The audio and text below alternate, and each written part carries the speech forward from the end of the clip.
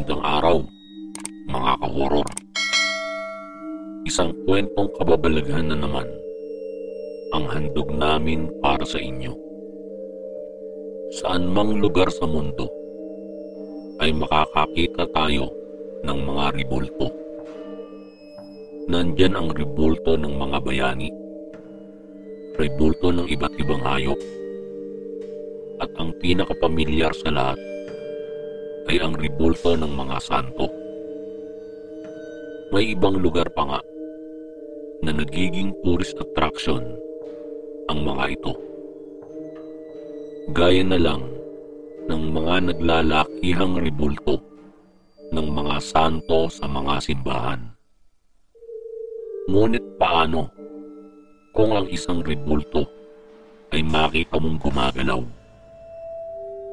Tara mga ka-horror, at panoorin natin ang 5 videong aming nakalap.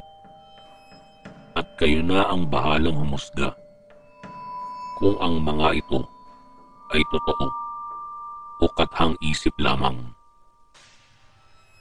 Sa unang video ay ang ribulto ni Jesus sa isang prosesyon. Kapansin-pansin ang paggalaw ng ulo ng ribulto ni Jesus habang ito ay nasa andas ng isang prosesyon. Marami ang nagsasabi na ito daw ay may makinang kontrolado para gumalaw ang ulo ng ribulto. Pero wala namang ni isa ang makapagpatunay.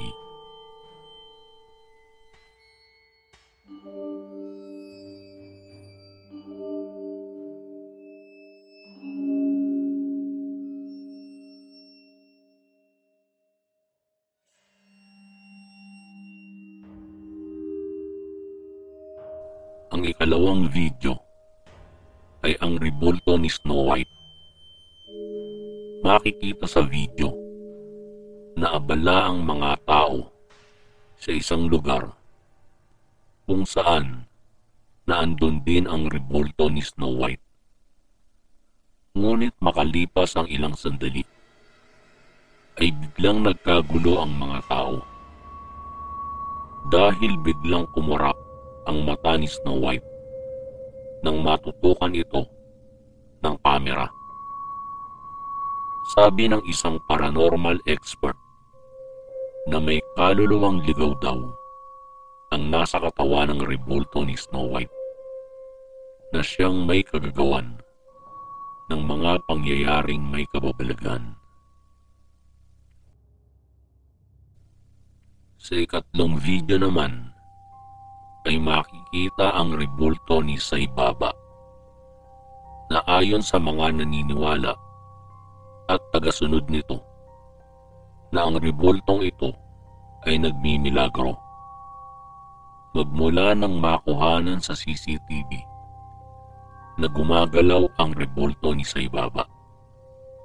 Makikita ang paggalaw ng kaliwang braso ni Sai Baba at pati na ang dibdib nito na animoy tila humihinga. Matapos ang pangyayaring iyon, ay dinumog ng maraming deboto ang lugar kung nasaan ang ribulto ni Sai Baba. Sa ika-4 na video ay ang imahe ng isang Birheng Maria na kung saan lumuluha ito ng dugo. Dito sa Pilipinas ay maraming pangyayari ang tulad nito. Pero kakaiba ang ribultong nasa video sapagkat ito ay naaktuhan mismo na lumuluha ng napakaraming dugo na nai-record mismo ng may-ari ng ribulto.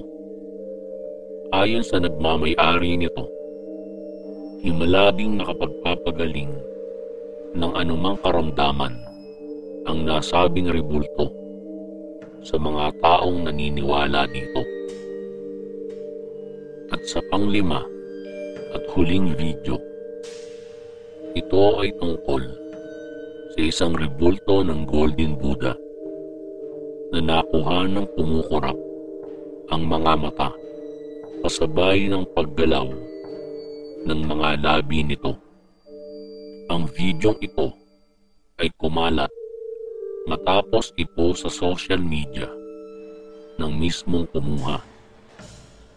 Marami ang nagsasabi na ang paggalaw ay dahil sa refleksyon ng mga ilaw na tumatama sa Golden Buddha. Pero para sa may-ari ng video, ito ay totoong gumagalaw at walang halong daya. Kayo na ang bahalang humusga, mga ka-horror, kung ang mga videong aming ibinahagi sa inyo ay totoo o katang-isip lamang. Hanggang dito na lang, mga ka-horror, at samahan nyo kaming muli sa mga susunod na kwento ng katatakutan at kababalaghan. Maraming salamat po.